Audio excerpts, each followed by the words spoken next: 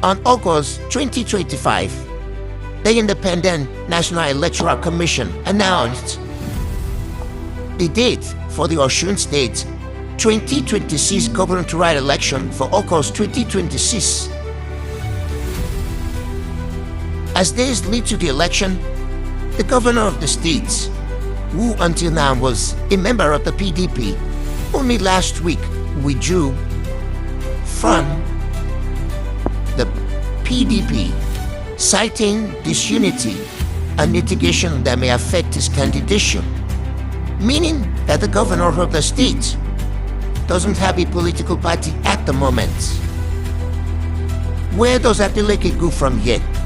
Accord Bat, a PDP? There are rumors that he wanted to join APC the last time, but some powerful forces within the party blocked him from joining. Again, where does he go from here? Is there a possibility that he might not even contest?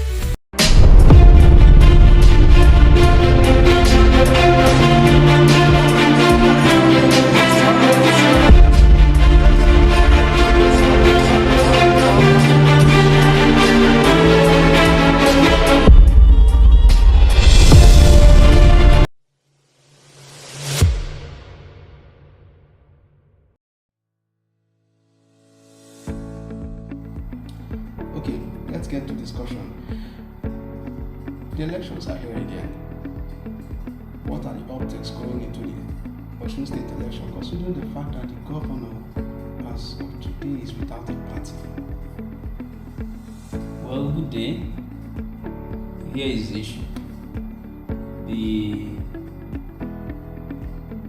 did talk about the last time when we were analyzing the PDP, that the PDP may not have candidates leading to the 2027 elections.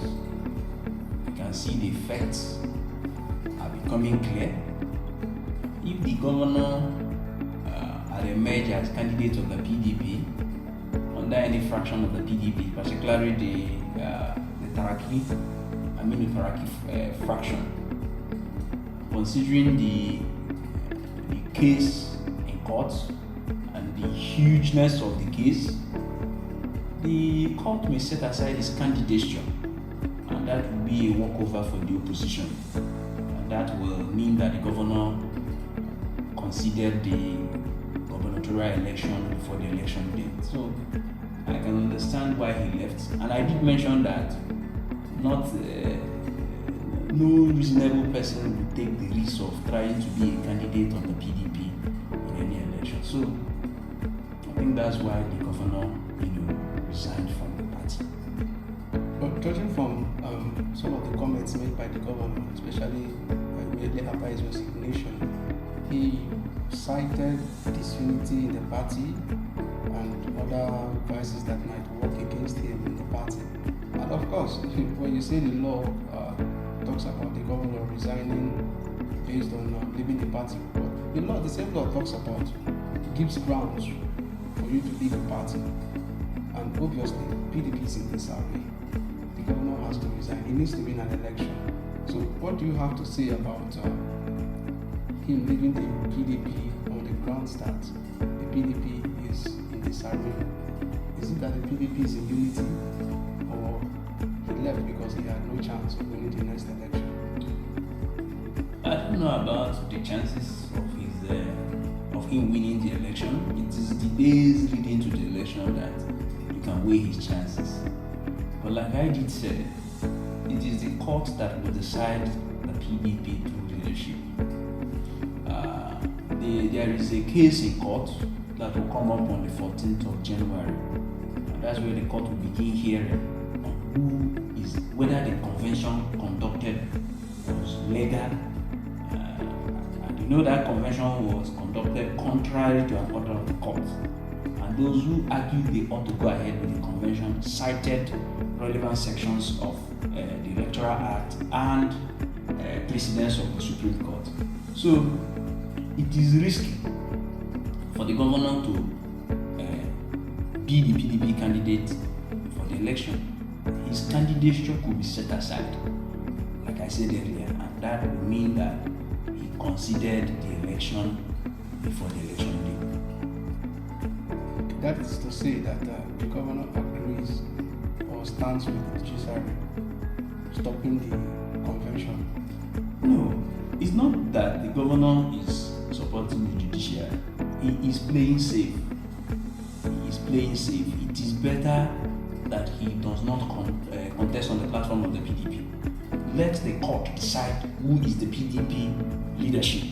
So if he wants to go back, so be it. But I insist that it is risky for anybody to, want to be PDP candidate in any election for now, because your candidature could be set aside. Now he has left the PDP. Where else? Where would the governor be going? Because if you look at the APC, clearly there is no room for him in the APC. The PDP, of course, he has left on the grounds of being safe, according to you. And then the ADC, powered by Ralph and Beshola, both of them are not best of friends, so you can't really bet on that. Are you thinking, or do you think that the governor might settle for APGA? Or do you know any party the governor might likely join, and what are his chances? Well, I don't know what secret meeting is being held anywhere.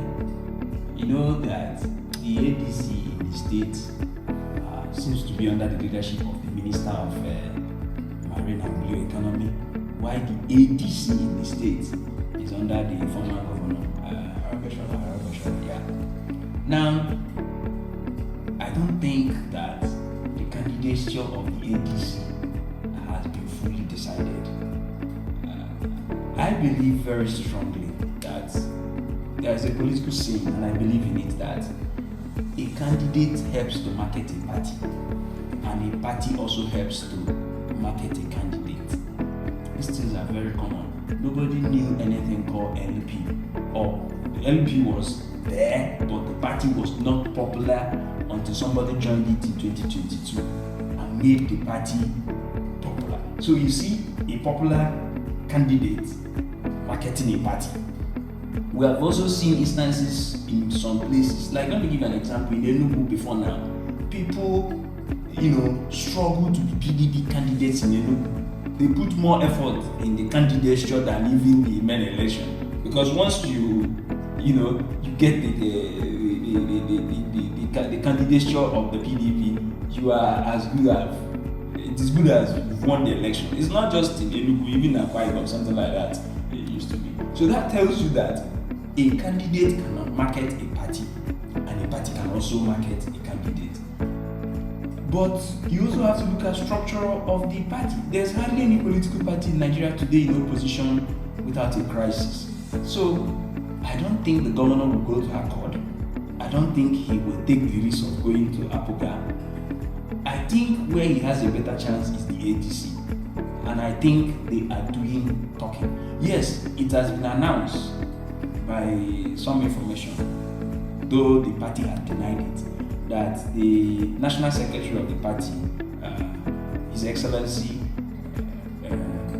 Ravu, have settled for the former Speaker of the State House of Assembly as his candidate. But you have to look at this: a former Speaker and a governor. A party will have to choose. The party will normally choose a governor. I think there is still room for them to reconcile. There are people who are both their friends. Atiku Abubakar is a friend to the two of them, who can sit them in a room for them to talk and agree on certain things, and then sacrifices and political these things will be made. So for now, I think it's a political strategy the governor is deliberately putting out there, that he wants to go to Accord or APOGA. I think where he may truly be eyeing, this is my thinking and I could be wrong, is the ADC. Okay, clearly, he made this point, but let's shift a little from the governor. Let's talk about APC. APC as a party in itself doesn't look united as well. Just recently, we got reports that 6 candidates, unprecedented number, 6 candidates, that's like a record-breaking number in the history of the state, or maybe the party in the state, were disqualified. Does that translate to crisis within the party? And if that is the case, what are their chances? What are the chances of the APC going into the election next year? Let me start by saying that if the APC does not put its house in order by trying to reconcile with some of the aspirants that were disqualified, they may lose the election. Let me give an example. The candidates that were disqualified are not just any candidate. These are candidates that have paid their price. A perfect example is the immediate past national secretary of the party, Senator Moshere, was disqualified. Senator Moshere seems to be the most powerful politician in Ife. Just like the way His Excellency Ravu is seen as the most powerful politician in Ilesha. But let me give you an analogy to understand what Osun State looks like. Just like every state in Nigeria, Osun State has 3 senatorial zones, and those senatorial zones are, further divided into two sections. So when you talk of Osun East, they call it Ilesha Ife zone. So that senatorial zone houses Ilesha and Ife. Now, Rabu comes from Ilesha. Moshere comes from Ife. Are you getting it? The governor comes from Osun West. Osun West is called the Iwo zone. Then Osun Central is called Osogbo Ikiru zone. Now, if you look at the dynamics of the state, the first civilian elected governor of the state was the governor's elder brother, the late Adeleke, that died in 2018. Then the military administrator came. By 1999, the first elected governor of the state was Abisi Akande. So Akande is from Ila. I think Ila is Osun Central. So he did 4 years, and then he was he lost re-election in a controversial way to I've forgotten. I'm trying to remember his name.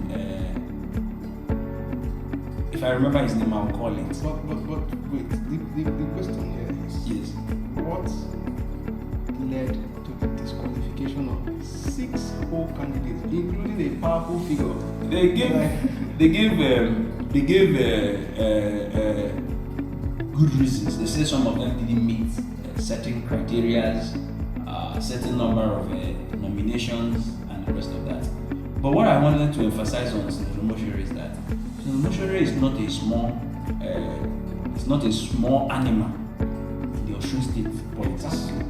So I was trying to explain that when His Excellency Bisi Akande was removed, he was replaced with I'm struggling to remember. I know the name, but it went off my mind.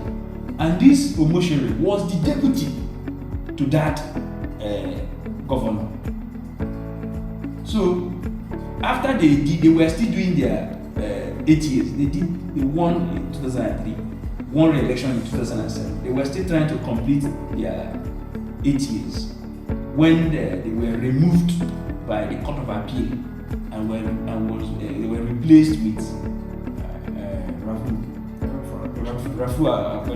Now, from Ilesha, that's Osun East, he did his 8 years, and when he was supposed to go in 2018, they became that clamor that let the western part of the state, where the current governor comes from, be allowed to do their own, since the center has done about 12 years or about 11 years, and the east 8 years. But you know what they did? They took the governorship through some influence to the current minister. That's Senator Wingo Uyitola from Osun Central Zone. hereby denying the West that opportunity. So in 2022, relying on all those things, the West were able to unite and all that defeated him. What I'm trying to say is that if you look at Omoshiri contested in 2018 with the minister and the current governor. He was the third in the election. And it was when he stepped down and endorsed the current minister that he was able to defeat Adeleke of the PDP that time. So he is not a small politician in the state, and he was the PDP candidate in 2014 against His Excellency when he wanted to contest for his re-election bid. So what I'm trying to say, and somebody who has gotten to the level of being the national secretary of the party. So he's not a small politician, particularly in Ife. Disqualifying him, and if the party doesn't reconcile with him, and he works for another candidate, particularly in that Ife zone, it will not occur well for the APC. And if there is no reconciliation, is there any likelihood of him working with the governor? Politics is about interest. It's about interest. But don't forget that there's still an accusation on his neck. The federal government could also use that to also persuade him or intimidate him or anything to work for them. So the election is going to be dramatic and very interesting, and the dramas will keep unfolding as the days come by. That is what I think. So let's talk about the electoral. Yeah. There is, of course, the run-up to the last election where the governor emerged winner. There was this bad blood between the former governor, and the incumbent governor. Do you think that Oyetola still possesses the same influence he had in the last election? Well, as at today, we are guessing who is his candidate. There are rumors about who he has endorsed. The one thing that you have to give Oyetola advantage, one thing that gives him advantage is his relationship with the president. He's the president's nephew, or he's the president's relation, and that you can't write off, because that confirms some level of political power on him. My opinion is that for a sitting governor to lose the election at all, it is indicative that he was not popular. So he was defeated in the election by an opposition candidate. He was the government in the state. He was in charge of the state might, even with the so-called federal might. He was defeated in that election, and it was a resounding victory. So once you can write off in Nigerian politics is the influence of the so-called federal might in elections. So based on that puts him on advantage. Secondly is that the thinking out there that the president is actually from Osun State also put him on advantage, because those things will affect the sentiment of the voters. Don't also forget that in the last election, 2023 general election, that Adeleke delivered Osun State for the PDP at Atiku. Those things will also affect the voting sentiment of the people. So, by and large, he's a factor in this election, and he will make a resounding statement. He felt bad in the way and manner he was disgraced as a sitting governor, and he would want to pay the man who defeated him back in his coin.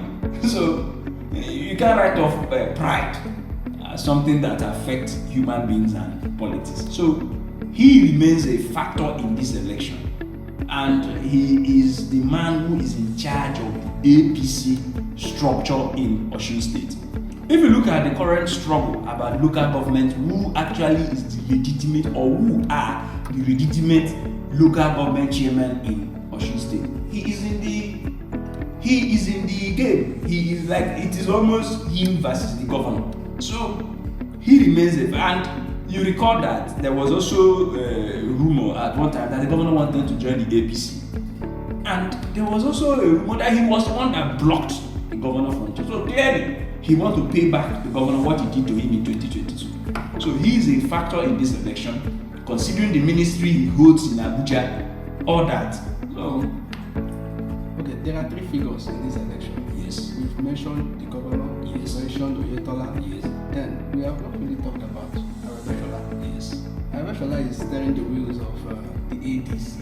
yes. We cannot really say it is a three-horse race because the governor is Partyless. party. Yes, yes, yes. So, from all the analysis, or sorry, from all indication, there is a clear chance he might be joining the APC.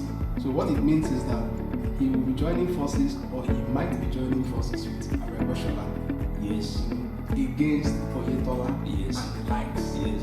So, what is Arabeshola's stake in all of this? Well, you see, the man, you have to give him some credit. He's a strong politician in his right. Here is a politician who contested against a sitting governor. And, he claimed he defeated the governor, and the governor said it's not true. They went through litigation, and the Court of Appeal that time affirmed that he defeated the governor of the state that time. I don't know why I keep forgetting his name. He defeated the governor of the state that time. So he has been around 2014. The first election was 2017. So he moved and regained his seat in 2014. 2018 he was there. In the year 2018 he was there. He played a role in bringing Wingo Itola as governor. Okay? The governor's name I keep forgetting is Yinola. That was the name of the man, Yinola. I don't know why I keep forgetting that. That's Governor Yinola. So he contested against Yinola in 2007. Yes, he contested against his re-election in 2007, and he claimed he defeated him. They went through the litigation. The Court of Appeal affirmed he did. In 2014, he contested for his re-election, and with all the forces at that time, he contested as an opposition governor. People need to remember what happened. The PDP, former President Jonathan was in power, and they had Ekiti State election was done a few weeks or few months, a month before Osun State, and the PDP took over Ekiti State. So that force, they took it to Osun State, and the man fought back, with the Agboros, with the people and the rest of that. He's a controversial figure. By 2018, he played a role in bringing Wingo Itola. By 2022, he fought out with him, and some people believe he actually sided Governor Adeleke in the 2022 election, and Oyetola paid dearly for it. So he is he's a man to watch out, because where he stands will also influence the election. Mind you, that was Tinubu's commissioner for works as governor of Lagos State. That was Tinubu's director general. He was director general of Tinubu's campaign in 1999. So he remains a strong politician, and particularly in Ilesha, where he comes from. He is a god in Ilesha. And you can ascribe so many things to his credit. You can talk about the Omoluabi, so of course there are also things against him. The issue of half salary he paid and the rest of that. So he is a factor in this election, and if he supports the governor with Omoshere on his side, and the current deputy governor is also from Ife, and Adeleke managed to deliver the west, and he delivers they put hand and deliver the east. Reasonable way in the center, and I think the election will be for Okay, whether you like it or not, the next election in Osun State will be fully packed with a lot of fireworks. We are with that battle. Yes. It's brewing. It will be a battle royale. It will be a battle. It will be a test of the people's might, the state might, and the so-called federal might. And let me also tell you something that will make that election more interesting. that will be the last election before 2027 election. So far, people say the Anambra election was a good test for the new INEC chairman, Professor Mupita. I don't really believe that because he didn't start the process. I've said that before now. And secondly is that the election was not, it was a walkover for Soludo. But so far, Ekiti State will also be walkover for the sitting governor. It is Osun State where the stakes are relatively coming up, is likely going to be high, and it will be it will be a battle lawyer, like I said. That one you have to test whether INEC is neutral, whether it is partial or not. That election will make that statement. That's why I talked about earlier that the beauty of democracy is that it has to be a competition. Okay, clearly we have to leave it there because we've run out of time. All right. Until we come again next time, please do well to share, subscribe, and like our videos. And thank you for joining us this time around. And thank you once again for your wonderful insight as usual. So, see you next time.